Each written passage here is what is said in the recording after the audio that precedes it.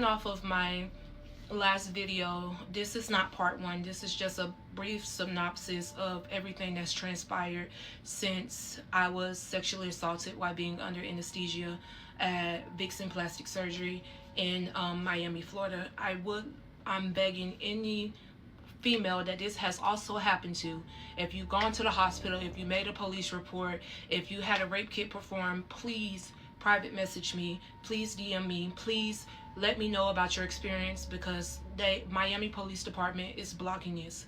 So I went to go have surgery September 2025 at Vixen Plastic Surgery. I have proof of all of this. I've documented every phone call, every text message between me and the detectives, every email between me and the detectives, every email between me and my surgeon. I have proof of everything. I video recorded them performing the rape kit. I video recorded every single phone call in case the detectives, Detective Jasmine Diaz, Cortelia Jasnia, I think that's how you pronounce her name, Sergeant Cortelia, Lieutenant Matt Reyes, if any of them want to lie and say that this did not, I recorded every single thing because they were investigating. Up to 4 days ago, the Miami Police Department was investigating my rape kit, investigating my sexual assault, my sexual battery, whatever it falls under, and they decided to close out the investigation. Even though the rape kit came back positive and they found semen in my cervix less than 4 hours after I had came out of surgery. I experienced so much sexual trauma to my throat that the hospital, well, not the hospital, Vixen Plastic Surgery, if you ever had your cosmetic procedure done there, you know it's not a hospital, it's an actual building. It's like doctor's offices, and you actually have your surgery performed in a doctor's office. That was the first red flag. But when they released me, I was still under anesthesia, which is against the law. Anything could have happened to me. I was still under anesthesia. They refused to let my wife enter the building. She had to wait for me outside for them to bring me downstairs in a wheelchair. I woke up to them pulling on the straps of my faja, these two little short Hispanic ladies pulling on the straps of my faja and just violently throwing me in the wheelchair and rolling me out the building to my wife. I felt like when I came to, as they were putting me in the wheelchair, I literally immediately started crying because I felt like I had been pushed off the top of a building, and my private areas hurted, excruciating pain in my private areas, which was odd to me because I didn't have any cosmetic surgery below the waist. I didn't have a BBL. I went in there for 360 liposuction in the breast lift, but I ended up just getting the 360 lipo, and nothing was below the waist. And I remember trying to tell the ladies, hey, stop, hold on. I remember trying to articulate that how much pain I was in, and I flipped out mentally because I could not speak. And every time I went to speak, it felt like I was going to swallow a piece of my neck. Every time I went to speak, it felt like I was going to swallow a piece of my neck, and I was in excruciating pain. I later found out that that piece of meat that I kept feeling like I was going to swallow every time I spoke was my uvula, which had been partially detached due to the sexual trauma I experienced in my throat. I had to have my uvula removed literally less than 72 hours after going under one surgery. I had to go into another surgery due to the sexual trauma I experienced under that first surgery at Vixen Plastic Surgery. They wrote me out. My wife put me in the car because she didn't know what else to do. She took me back to the Airbnb. 4 hours. It took me 4 hours to fully come out of anesthesia. It took me 4 hours. 4 hours after I came off of anesthesia, I went to Jackson Memorial Hospital in Miami. I have proof of all of this. Roxy Bolton, the rape center, came over and did a rape kit on me due to the consistency of my injuries. The rape kit came back positive. Miami Police Department took the rape kit from Roxy Bolton Rape Center and refused to let Roxy Bolton Rape Center give me a copy of my rape kit. I've never heard of this. Miami Police Department stated on recorded video that they had a testing center within the police department, and that's where my rape kit was and was going to stay until the end of the investigation. They refused to give me a copy of the positive rape kit. They kept telling me, oh, don't let the doctor know that you reported him or that you have a positive rape kit, because he can try to leave the country. He can start maneuvering to protect himself if he knows that you know. They told me that in less than 3 days after they told me not to say anything, they went and told my doctor, Dr. Valadares, that he was being investigated for a sexual battery, which shocked me. They kept telling me not to hire an attorney. They kept telling me, all of this is recorded. They kept telling me not to hire an attorney. They kept telling me not to say anything to the doctors. They kept telling me not to say anything to anyone because it could impede on the investigation. Like a dummy, me expecting the justice system to actually to get me justice. I followed their instructions. I didn't reach out to anybody. I didn't say anything to the surgeon, all for them to go behind my back and do it themselves. They decided to close out my case, and they told me that I would not be able to get a copy of the investigation file until a month from now. So the end of May or beginning of June, I won't be able to even know what they put in my file, and that's why I'm so happy I documented everything. But I'm bringing awareness to this because I sat around for the better half of 7 months waiting on the Miami Police Department to do their job and to get me justice, and putting my hope in this corrupt justice system and these corrupt cops and the Special Victims Unit at the Miami Police Department. So now I'm coming to TikTok praying that the algorithm do what it needs to do, like that the algorithm gets this to the right people. Please repost this video as many times as you can. Please, like, bring awareness to this. Please, like, I don't know what to do. Like, I don't know what to do. If any woman has experienced sexual trauma or sexual assault at the hands of Vixen Plastic Surgery, please connect with me. Please tell me your story. Like, as many people come forward, hopefully we can, like, get justice for not only myself, but the girls who came before me, and any girl that might come after me. Because the fact that you were bold enough to climb on top of me and not use protection while I was under anesthesia, I'm sorry.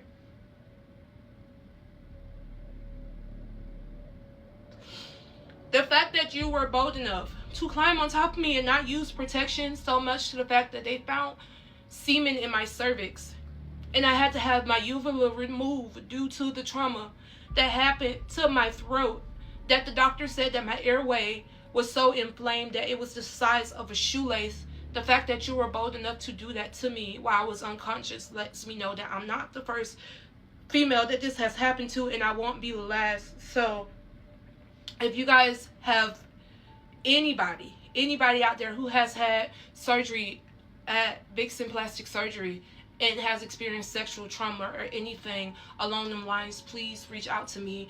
I will go into detail into a multi-part series on my personal experience, from checking in to them strapping me down to this like torture type table. They strapped me down like this, to waking up from surgery, to getting back to my Airbnb and coming out of anesthesia, to going to the hospital and everything I experienced at the hospital, to getting a call at the end of October telling me that the rape kit came back positive.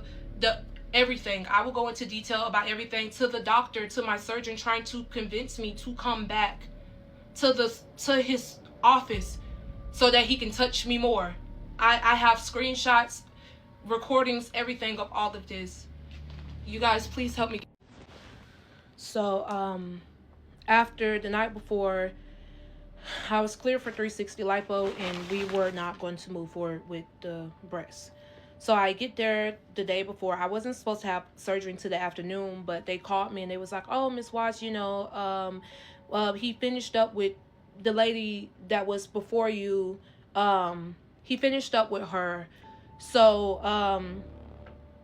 if you want to come in sooner, you can." So I was like, okay, no problem. Let's just go ahead and get it over with. I came all the way from North Florida down to Miami just to have the surgery. Let's not prolong it. So we got me dressed. We packed my bag.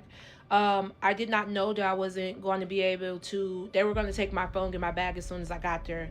I'm not knowing this because, like I said, I had a tummy tuck back in 2023, but I had that done by Dr. Jacobo Verone in Houston, Texas. And it was completely different experience, like completely different. They didn't take my clothes off or make me take my clothes off or do any of that prior to my surgery. He took pictures of me. I'm getting off topic, but basically the situation with Dr. Verone was completely different, and that kind of put me on edge. But I'm very much a pushover, and I'm very much like timid. in a lot of situations. So I didn't say anything, and I sincerely regret not just getting my money back and not saying anything. And I think another thing is you can't get your money back or something like that. Anyone who's ever been to Vixen plastic surgery, if you pay, they make you jump through hoops to get your money back, or you waive the thousands of dollars that you pay for your surgery if you don't go through with the surgery. But that's neither here nor there. So the day prior, the day of the surgery come, they call me in earlier. I get there. He comes in to speak to me. And the pre-consultation was supposed to be like, I want to say 15-30 minutes tops. He sat in there and spoke to me, no exaggeration, for almost 2 hours. He was telling me about how he owns a boat and he goes scuba diving, and how his son is 17, and how he's married. He rarely spoke about his wife, but he did bring her up, I think, like 1 or 2 times in passing. And how his son is 17 and that's his only child. And he just was chit-chatting with me as if we were long lost friends. I thought nothing of it. I think he was trying to make me comfortable with him, giving the tension and the energy between us the day before with him making me expose my vagina despite not having any surgery below the waist. So we sat there, we talked. I told him about, I have a 7-year-old. That's my best friend, my whole heart. I told him about my son. I told him about, being in school and, like pursuing the law degree. And I just, I spoke about my wife, and we just talked. And that's when we finally got into him. I had to get fully naked. Now they give you like these, they look like big face masks with the 2 little hook thingies, and one was supposed to go across my breast, and one was like a pair of pennies, like the little surgical pennies, you guys know, like the little cheap like paper pennies. I had to put those on. He made me remove the pennies. He didn't make me remove the bra, because we had already established the day prior that I wasn't having any type of breast surgery. We had already established the day prior as well that I wasn't having a BBL or any below the waist surgery. He made me remove the pennies.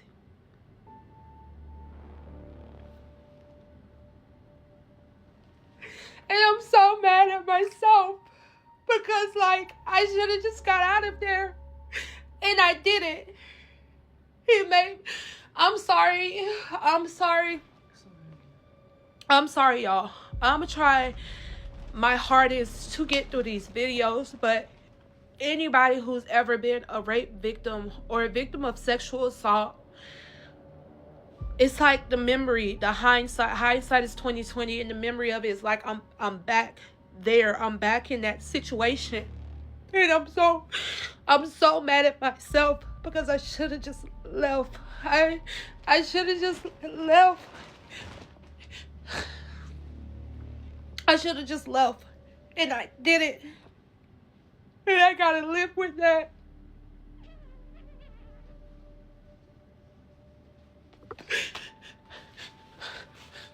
I gotta live with that. But he made me take off my panties. He was marking my body, and he was marking where he was going to make the incisions and all of that. And he kept writing on my butt.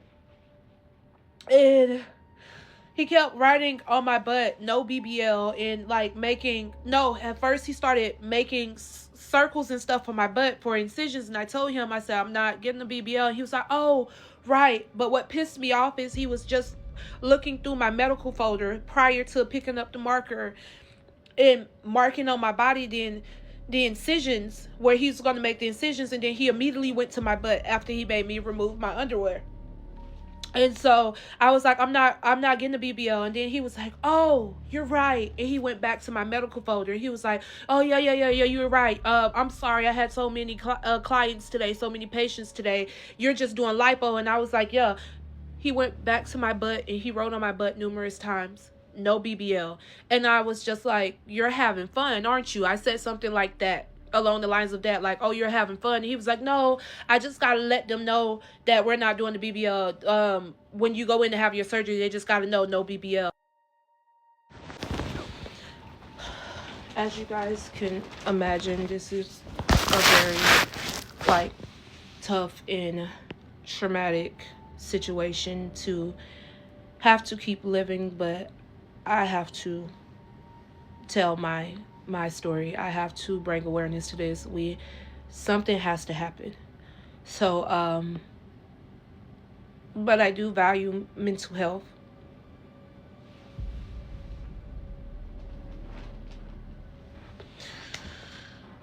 So this is the last video I'm going to make today, but I promise you guys, I see your comments, I see you reposting, I see you guys doing everything within your power to try to help me get my story out there, and I greatly appreciate it. Like, thank you so much. I'm going to try to get through, this is going to be the last video I make today just for, like, my mental health. But I promise you guys, I'm not going to leave you in the dark. I'm going to tell it completely to all the way up to 4 days ago when she contacted me and told me that they were going to close out the investigation. And I'm also going to play the videos, and I'm going to show text messages, and I'm going to show proof of everything. I'm going to keep you guys in the loop every step of the way. But yeah. So everything kind of went black again after I couldn't speak. And I just remember, I think I woke up, I was like, I was fighting the anesthesia so hard that when we got to the bottom floor of, isn't his office like on the 8th floor? Yeah, I think they're on like the 8th floor. I don't quite remember. But when we got to the lobby of the building, in the elevator, like, ding, it kind of like jotted me up, and I immediately just started crying. I saw my wife, and as soon as I saw her, I just burst out in tears, and I started crying because it's just like, I felt a little bit safe. Does that make sense? Like, I saw her and I felt safe again, and so I just started crying. And I remember her asking the two ladies that wrote me out, she was like, what's wrong with her? Why is she crying? And they was like, oh, she, she's okay. And then one of them took my robe and like did this to my face, and she was like, oh, you okay? And she started rubbing my shoulder. She was like, you okay?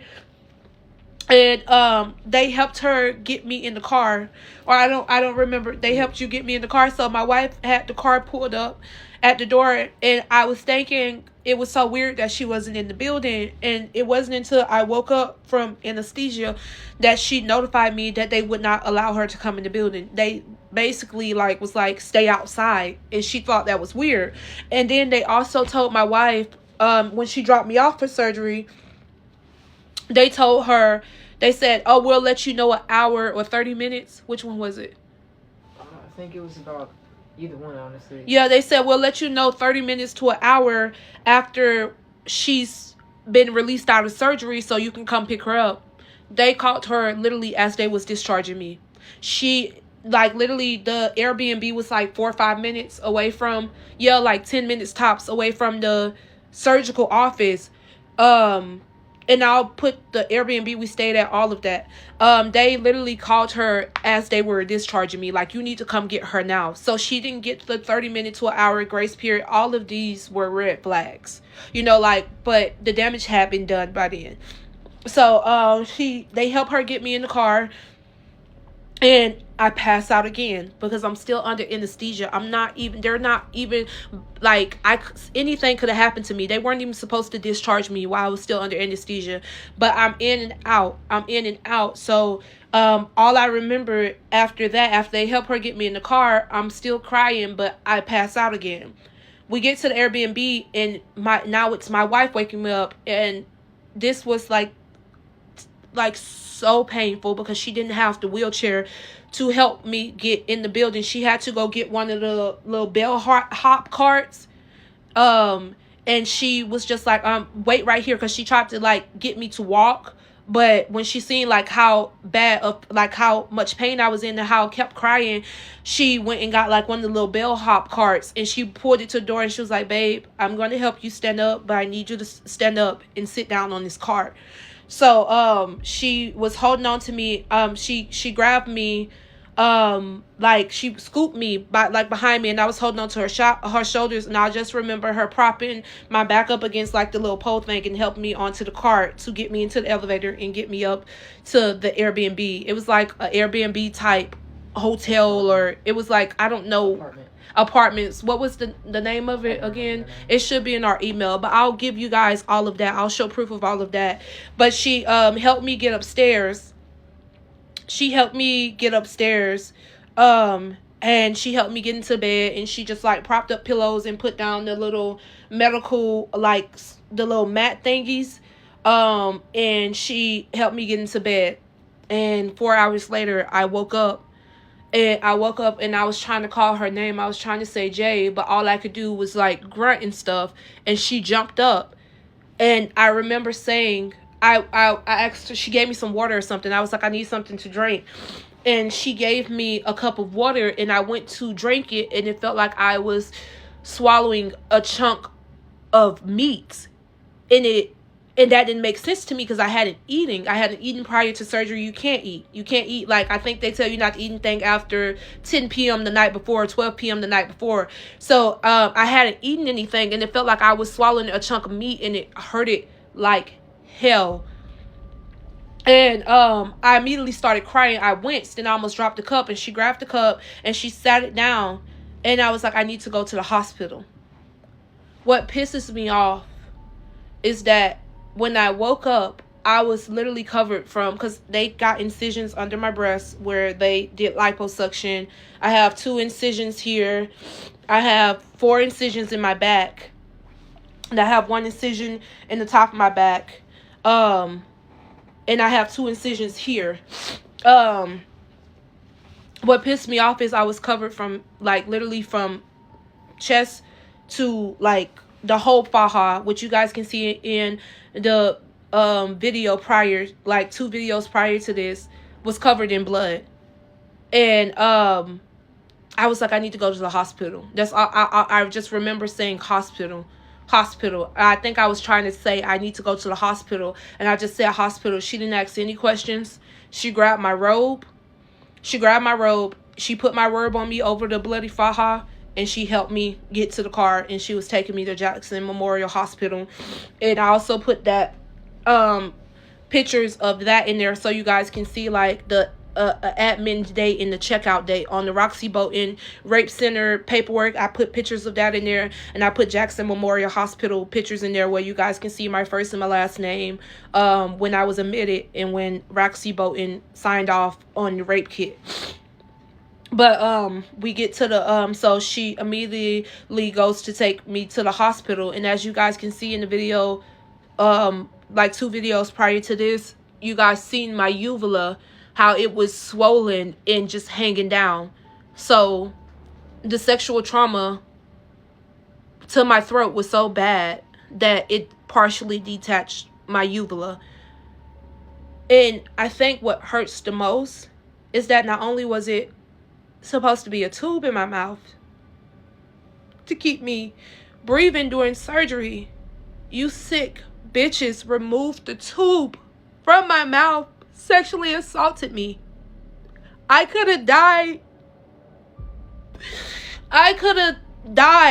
I'm somebody's mom. I'm somebody's friend. I'm somebody's daughter.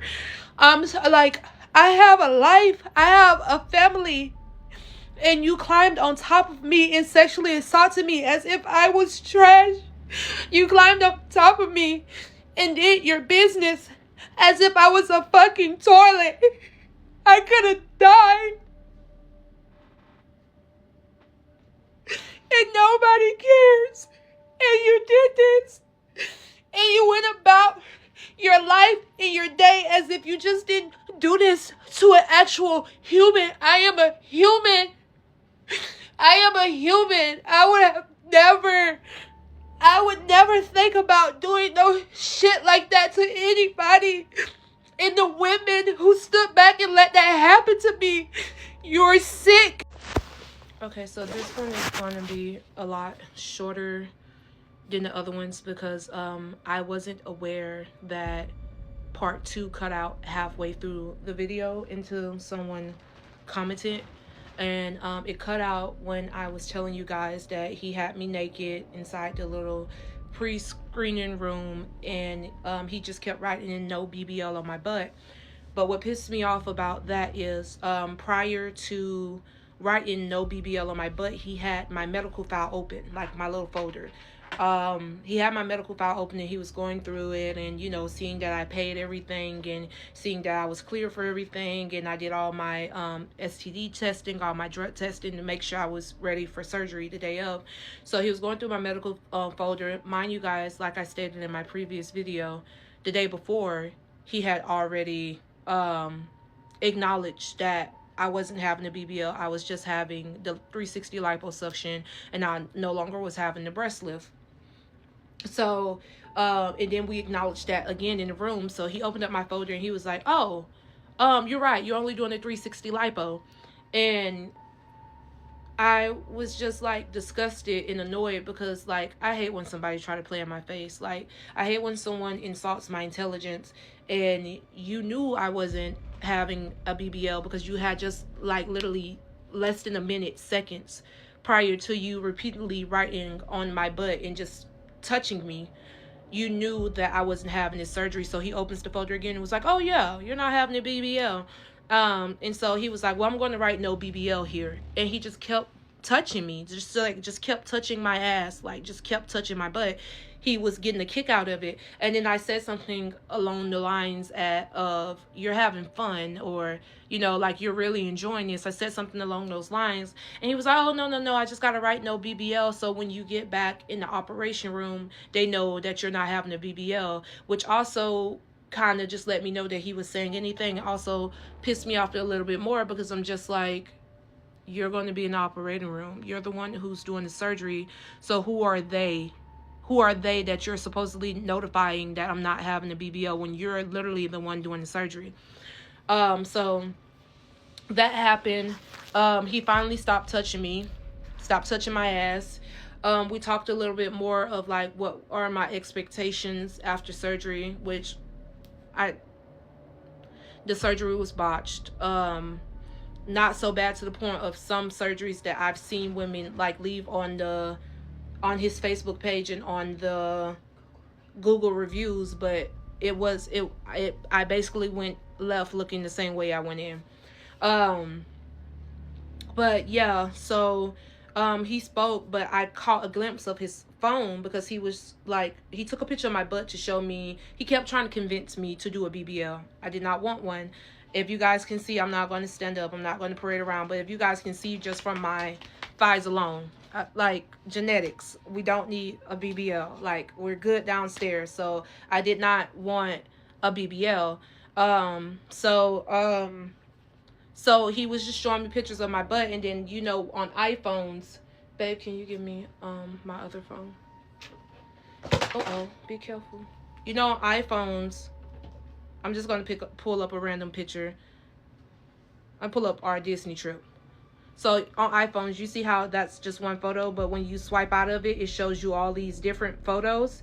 So that's what he did. When he had a picture of my butt in there that he had just took, but when he swiped out of it, I seen all these other photos, and it was nothing but naked women. Nothing but naked women. Most of them was African American or dark complexion, but it was nothing but naked women in his phone, and I'm assuming those were like previous clients. But my thing is, if you've already completed their surgeries, why are you keeping those photos? But yeah, that's what happened. And we went into, after we spoke, he was like, "Okay, well, let's get you back to surgery." And a female nurse transported me like around the corner. So we walked out the little conference room, went down the hallway and went down the corner, and that was the operating room. Like I said, my tummy tuck was done in the actual hospital. Um, but yeah, we went down the room, and when I went in, it was like this hospital bed, but smaller, and it was like slanted, and it had these like little wings on it. And I was like, okay. So she told me to step up next to the bed, like to lean against the bed.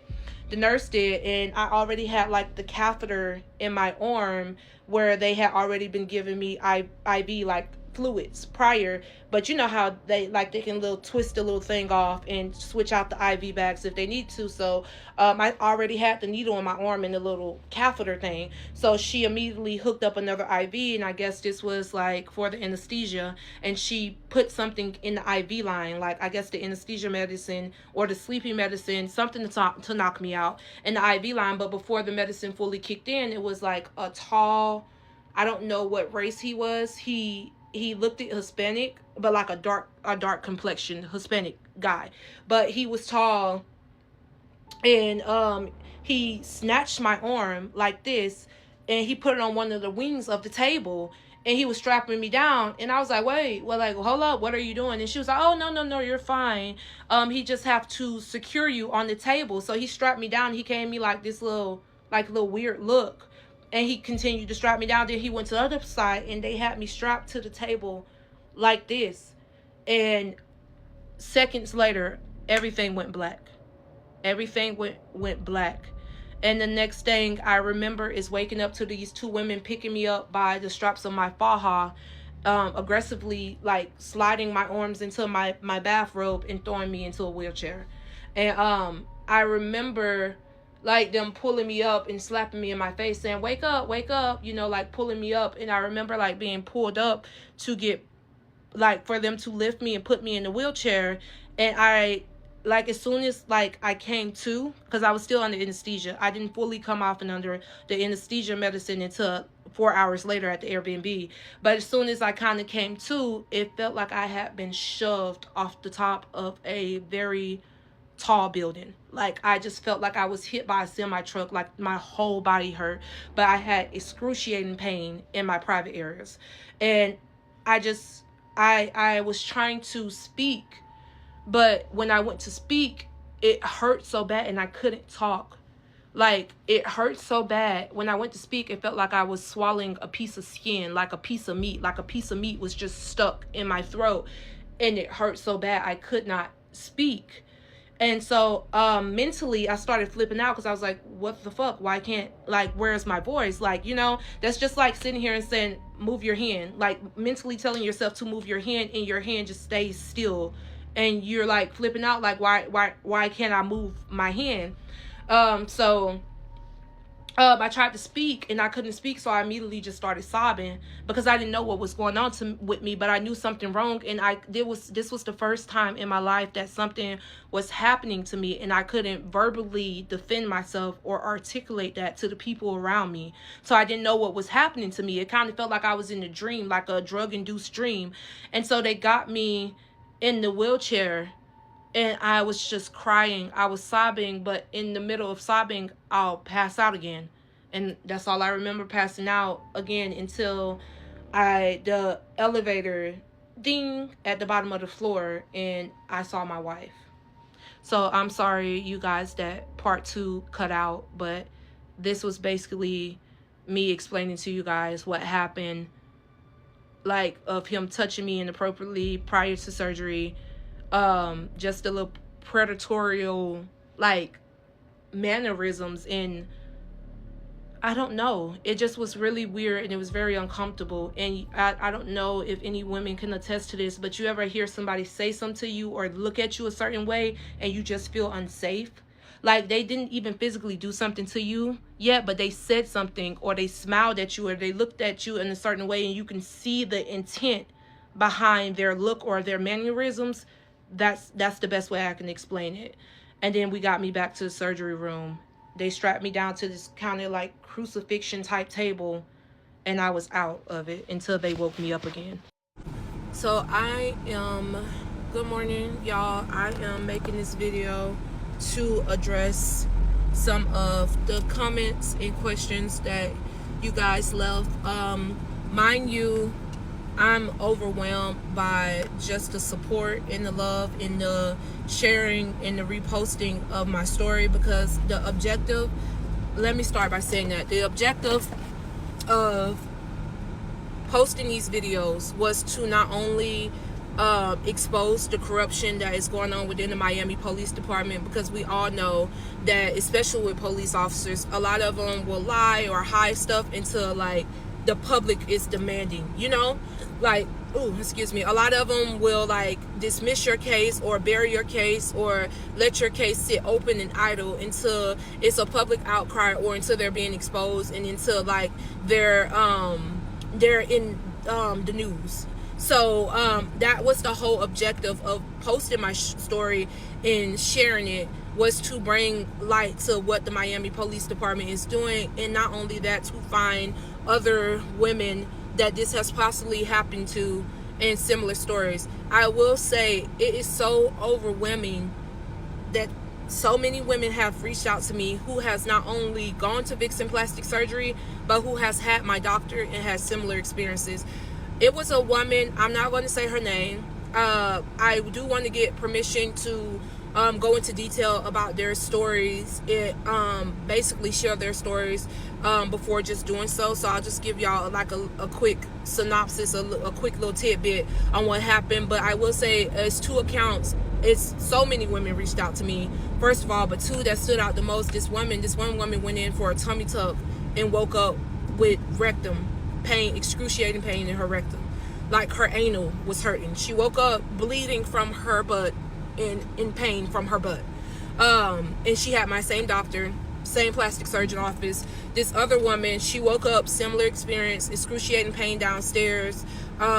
She convinced herself that it was just pain from the surgery, even though she only got liposuction like me, and she just convinced herself not to, like, you know, go to the hospital, follow up on it. She went back to work, thought nothing of it. Like days later, she started having and this is recent, I think she just recently went, and days later she started having excruciating pain in one side of her body. She said that she, due to me speaking out, she is going to go get tested and have like you know, STD testing and stuff done on her, which I commend, and I'm praying for you during, you know, that whole situation, because it's not fun to be poked and prodded like a guinea pig and just have to keep re-explaining the situation to people. But she explained that she reached out to him and was like, hey, I'm having these issues, and he told her that he's not going to help her. She has proof of this, messages. He's not going to, he basically dismissed her medical issues and the medical problems stemming from the surgery, unless she sent him fully nude pictures. She asked him, why do I need to send you fully nude pictures? The same that he was requesting from me, to send him pictures of myself fully exposed, which I refuse to do, especially after getting the results from a positive rape kit. I'm not sending you anything. But she asked him, why do I need to send you fully nude pictures when I'm literally telling you it's just this specific area on my body that's hurting? And he basically was just like, well, I'm not going to talk to you or help you unless you send me fully nude pictures. She has these messages. I don't understand why so many ignorant women are getting in the comments saying, oh, I know him. You don't. You guys didn't go to the same school. You don't know this man. This man, you probably run up on him saying, hey, you remember me? And he would tell you no. I don't know why so many women are in the comments trying to debunk it as if this is something so far-fetched, when it's women in hospitals who are in comas who wake up pregnant, or it's women who are in hospitals who are in comas and then they do blood work and stuff on them while they're in on life support and find out they are pregnant. That it's mentally disabled and physically disabled elderly women in nursing homes, and CNAs have reported that these women are pregnant because the male caregivers have sexually assaulted them. This is not something far-fetched. I don't know why God chose me to go through this. I've wavered in my faith so much because of this situation. I've battled suicidal thoughts and depression. It's a lot.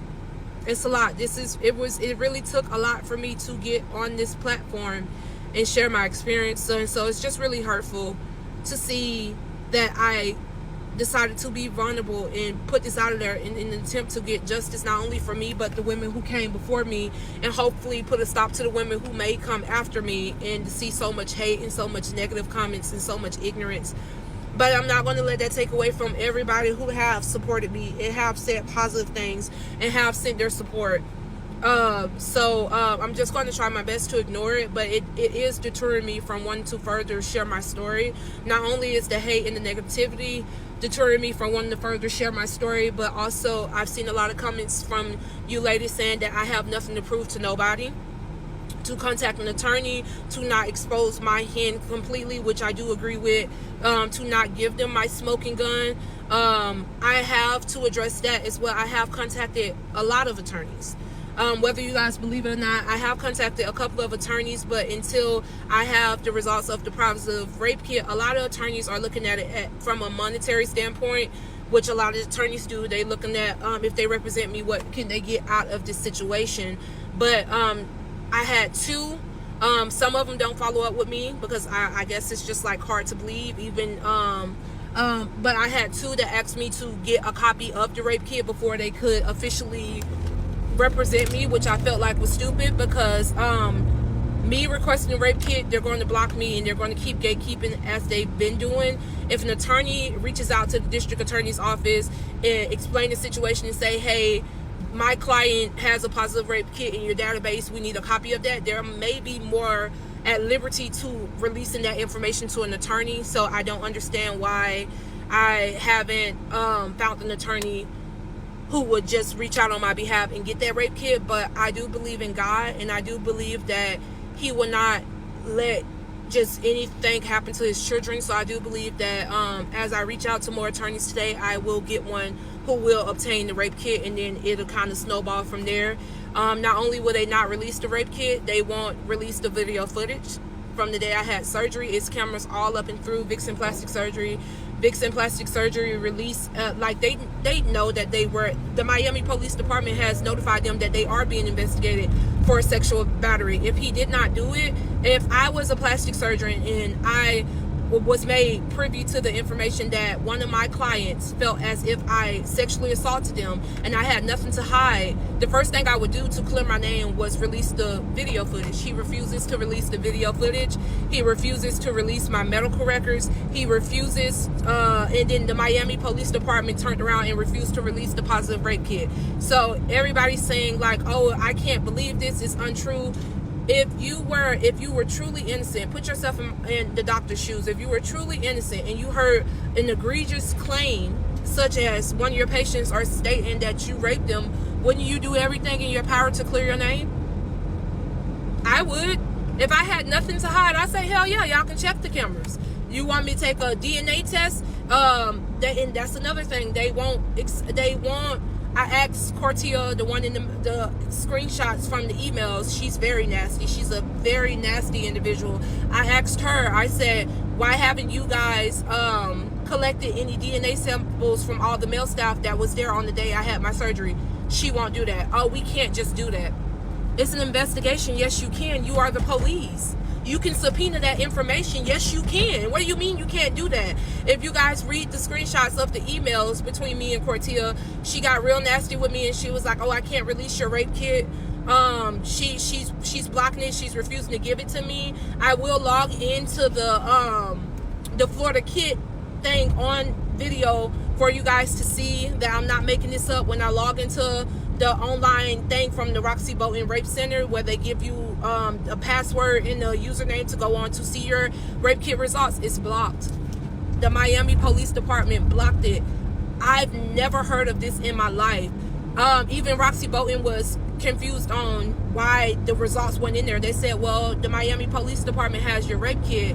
Once they take it, it's out of our hands. So even Roxy Bolton couldn't give me my results because they are blocking it.